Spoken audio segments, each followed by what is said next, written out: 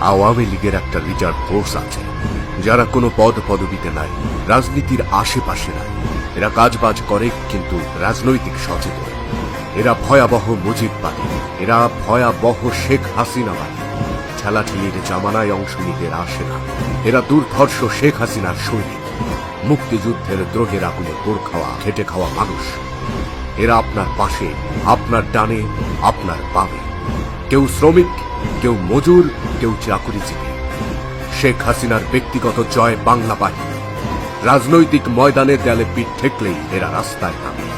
এরা বঙ্গবন্ধুর কন্যার প্রশ্নে আপোষহীন। সুপ্ত এই মানুষগুলারে ঘুমাতে দিন, জাগালে পিঠের চামড়া থাকবে না।